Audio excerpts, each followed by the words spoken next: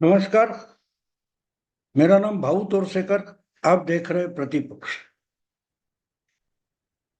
दोस्तों माफ कीजिए, आदत है इसलिए बोल गया। आप देख रहे हैं प्रतिवाद, क्योंकि मैंने 15 अगस्त के बाद प्रतिपक्ष में हिंदी वीडियो डालना बंद कर दिया है और हिंदी के लिए अलग से प्रतिवाद ये चैनल बनाया है। तो आप देख रहे हैं प्रतिवाद। दोस्तों एक बात बोली जाती है हमेशा हमारी भाषा में, हर कोई भाषा में ऐसे मुहावरे का कहावतें होती है। जितनी चद्दर है उतने ही हाथ पांव फैलाने चाहिए वगैरह। हमारे मराठी में वैसे बोलते कि अंथरुण पाहून पाय पसरावे, यानी बदन उतना ही फैलना चाहिए कि जितनी चद्दर है। तो ये हिंदी में भी है। तो जब ये भूल जाते हैं तब ये बात होती है कि भैया पाव ढकने की कोशिश करो तो मुंह खुला हो जाता है, चेहरा खुला रहता है, और चेहरा ढकने की कोशिश करो तो पैर खुले हो जाते हैं। तो इसलिए ये कहा गया कि यानी कि मुद्दा इतना ही है कि आपकी जितनी ताकत है, आपकी जितनी क्षमता है, उतना ही फुदकना चाहिए, नाच करना चाहिए, जो कुछ करना है आपको। हिम्मत भी इतनी करो कि आपकी औकात होनी चाहिए। एक डिस्कवरी या नेट जियो चैनल पर मैंने एक वीडियो देखा था। वो साउथ अमेरिका में अमेजोन नदी जो है बहुत बड़ा फैली हुई, उसकी घाटी वगैरह कुछ है। तो वहां अलग अलग जीव जीवाणु जो रहते हैं, तो उन्होंने एक मेंढक दिखाया था कि मेंढक छोटे छोटे जीव खाता है। तो वो कैसे खाता है और उसके परिणाम क्या होते हैं। तो दो किस्से मुझे याद आते हैं। एक उन्होंने बिल्कुल एक छोटा लाल मेंढक दिखाया था। तो एक बड़ा मेंढक उसको खा जाता है, यानी निकल जाता है, मुंह में गिरकर मुंह बंद करता है। और कैमरा बोलता है कि रुको अब देखो आगे क्या होता है।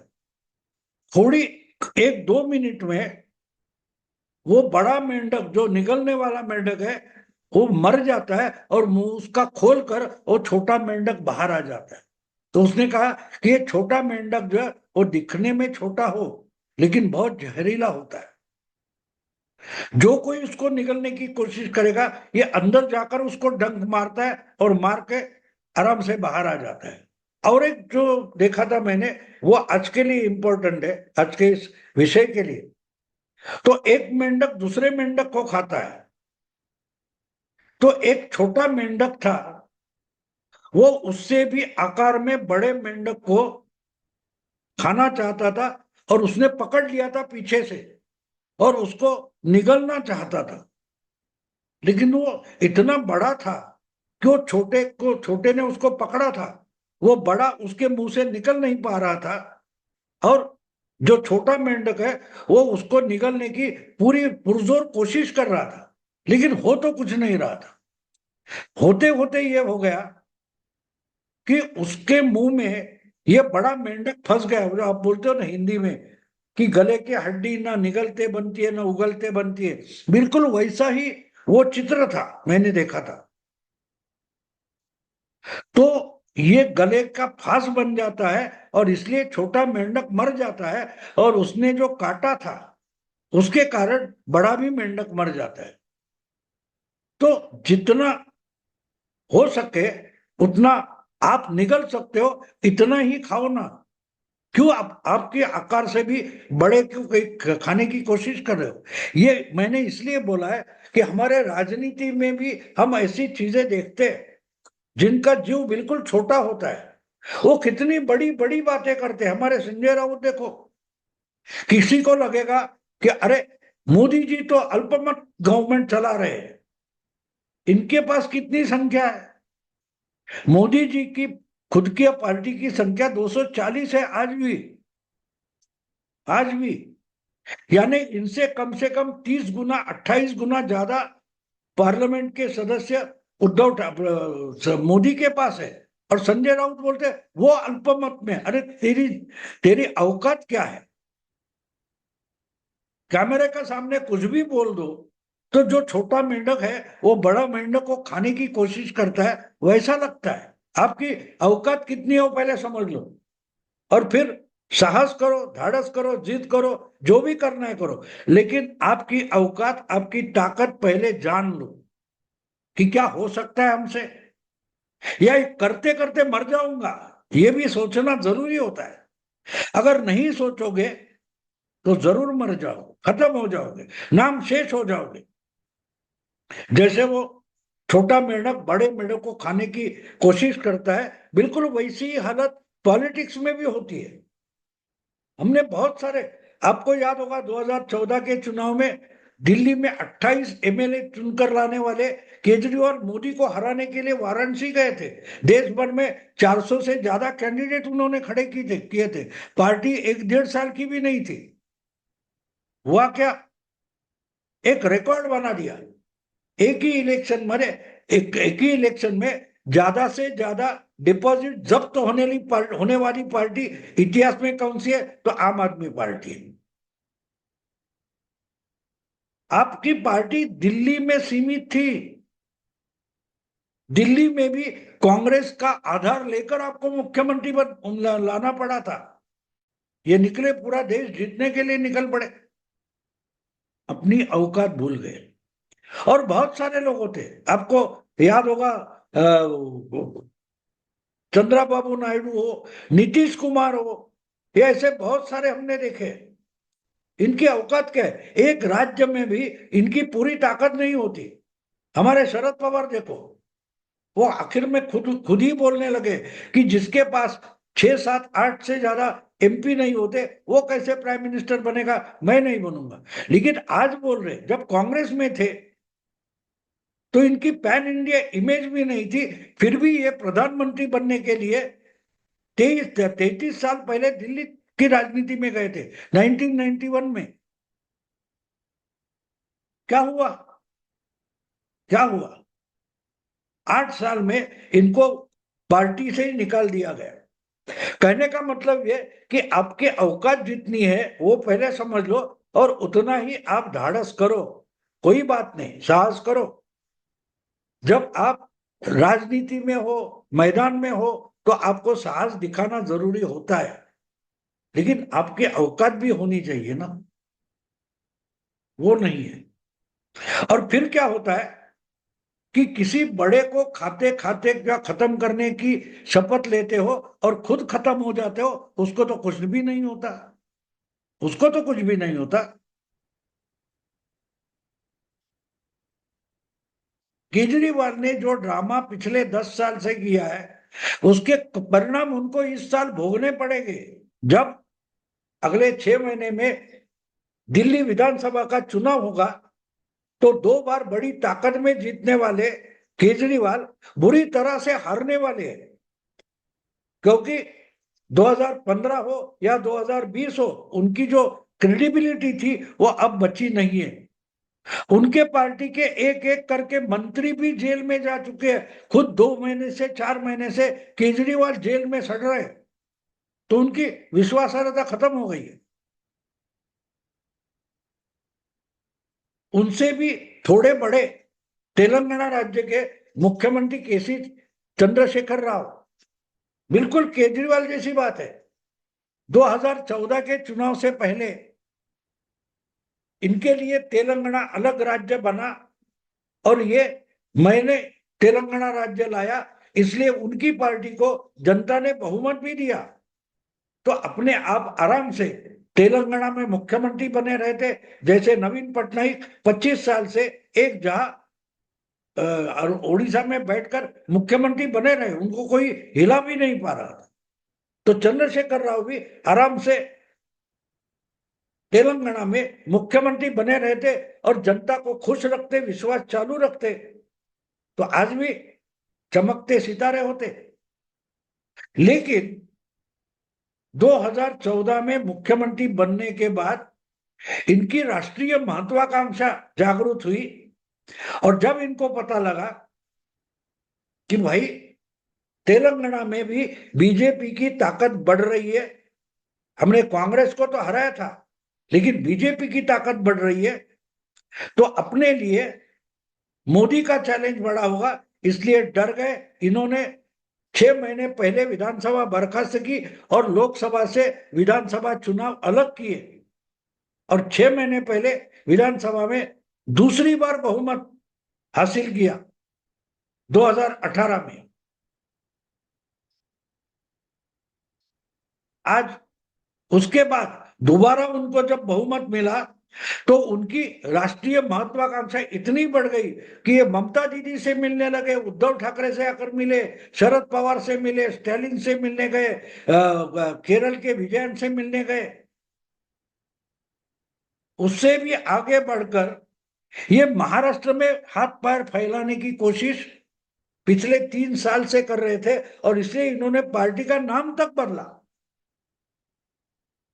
जो तेलंगाना राष्ट्र समिति उनका नाम था, तेलंगाना राज्य समिति वगैरह, वो बदलकर भारत राष्ट्र समिति ऐसा ऑल इंडिया नाम इन्होंने ले लिया। और 2023 में साल भर ये लगातार बार बार महाराष्ट्र में आते थे। हर जिले में इन्होंने मीटिंगें की, अपने पदाधिकारी अपॉइंट किए। लेकिन तेलंगाना में फिर से चुनाव आ रहे हैं, वो जितना जरूरी है ये भूल गए थे। ये मोदी को हराने की और महाराष्ट्र में अपनी पार्टी की सत्ता लाने की कोशिश में थे, लेकिन भूल गए कि तेलंगाना में आपको अपनी सत्ता बचानी है। पुराने समय में जब राजा होते थे वो किले में वास्तव्य करते थे, और ऊंची जगह पर किला रहता था, किले की तटबंदी होती थी, उसको कोई भेद ना पाए इतना सुरक्षा व्यवस्था होती थी।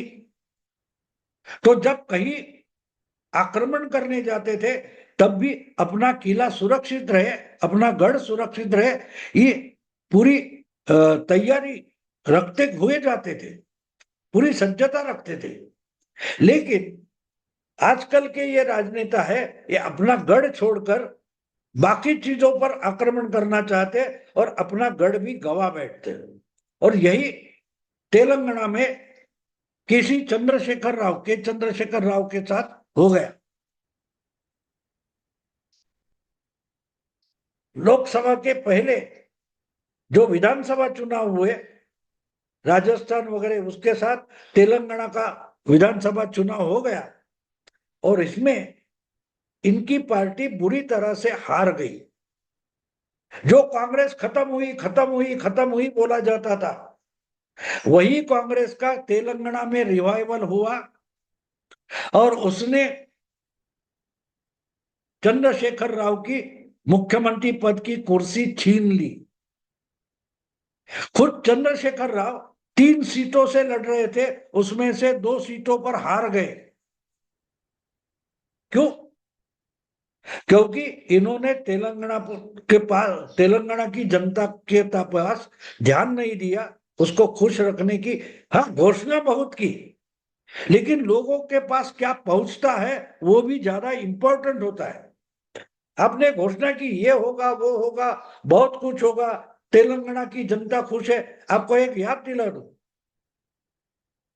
पिछले साल जून या मई महीने की बात है, ये केसी चंद्रशेखर राव महाराष्ट्र में आए थे, और इन्होंने उस वक्त जो प्याज का किसान है वो गुस्से में था, उसको ऑफर दी कि आओ हैदराबाद में, हमारे तेलंगाना में महाराष्ट्र का प्याज लाके बेचो, आपको अच्छा दाम दे देंगे। हुआ कुछ भी नहीं। और आज चंद्रशेखर राव खत्म हो गए, तेलंगाना में उनकी हस्ती बची नहीं है, कोई उनको खबरों में भी सुनता नहीं है। बिल्कुल वही हालत मुझे लगता है कि केजरीवाल की 6-7 महीने के बाद होने वाली है, जब दिल्ली के विधानसभा चुनाव पूरे हो जाएंगे। हाँ, जो नाटक चंद्रशेखर राव ने चलाया था, जोर शोर से सरकारी पैसे से इश्तेहार दे दो, एडवर्टाइज दे दो, मीडिया को खरीद लो और झूठी झूठी खबरें फैलाकर एक हवा बना दो।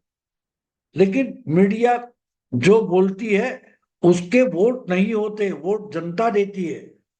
और जनता बुरे अनुभव करती है, तब आपके इश्तेहार से वोट नहीं बनते।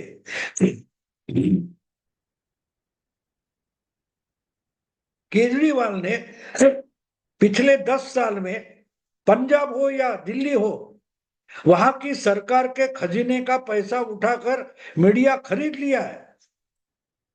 हमने इतना अच्छा मोहल्ला क्लिनिक बनाया। अरे वो मोहल्ला क्लिनिक कोरोना में क्या कर सका? कुछ नहीं। मोदी जी हमको वैक्सीन दे दो, मोदी जी हमको ऑक्सीजन दे दो, रो रहे थे ना केजरीवाल। हमने इतने स्कूल बनाए, कितने स्कूल बनाए, किसने देखे? हाँ, मीडिया में आता है, न्यूयॉर्क टाइम्स में भी आता है। लेकिन मैं 1.5 साल से दिल्ली में रहा हूं और मैंने वहां के लोगों से बात की है। हाँ, दिखाने के लिए कुछ नमूने के स्कूल बनाए, बाकी आम जनता, गरीबों के बच्चे आज भी वैसे ही रो रहे।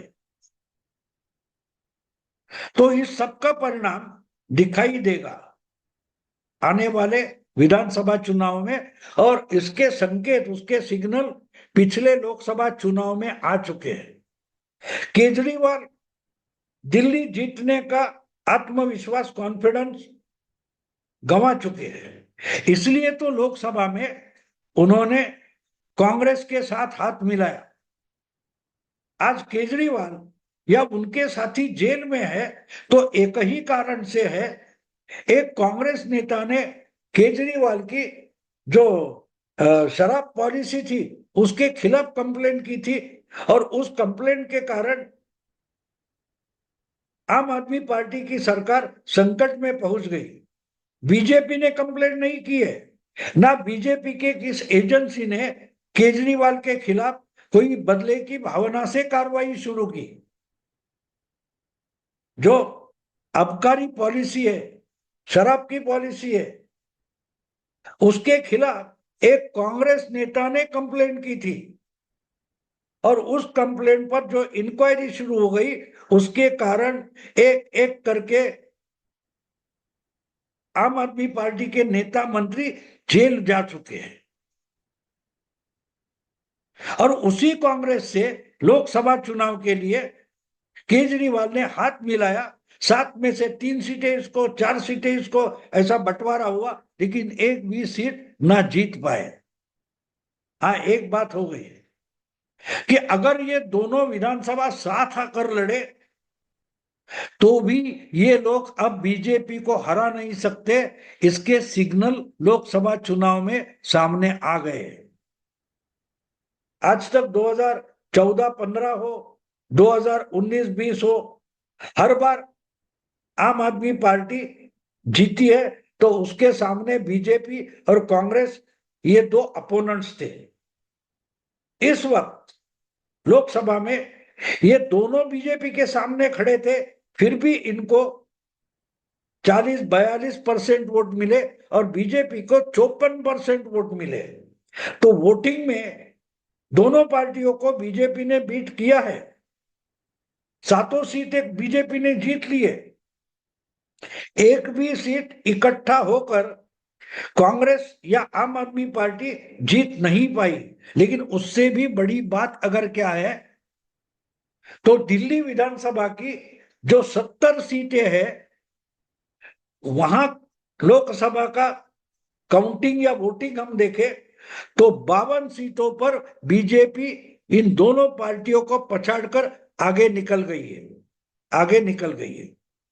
और उसमें 10 सीटें ऐसी है कि जहां बढ़त आम आदमी पार्टी को मिली है, और 8 सीटें ऐसी है कि जहां कांग्रेस को बढ़त मिली है। लेकिन हम मान सकते हैं कि दोनों इकट्ठे लड़े तो बीजेपी के खिलाफ इंडी अलायंस को सिर्फ 18 विधानसभा में बढ़त मिली है। यानी 52 सीटें विधानसभा की जो है वहां बीजेपी की बढ़त लोकसभा में साफ साफ सामने आई है। क्या लोकसभा और विधानसभा का वोटिंग अलग अलग होता है? जरूर होता है, जरूर होता है, क्योंकि छोटे छोटे बागी कैंडिडेट भी आ जाते हैं। लेकिन ये सब अगर होगा तो भी दिल्ली का वोटर अगर लोकसभा में बीजेपी को इतनी बड़ी संख्या में वोटिंग करता है और आम आदमी पार्टी के बड़े बड़े नेता जेल में जाने के बाद करता है, तो उसको एक अलग महत्व प्राप्त होता है। और वो महत्व ये है कि उसमें विधानसभा का संकेत आ गया है। जिस नाटक पर ये फ्री वो फ्री, ये नाटक करके केजरीवाल ने जो कुछ चलाया था, उसके बुरे परिणाम एक एक करके सामने आए। लोगों को पानी नहीं मिल रहा है, गंदा पानी मिल रहा है, गटर साफ नहीं हो रहे, बहुत सारी समस्या है।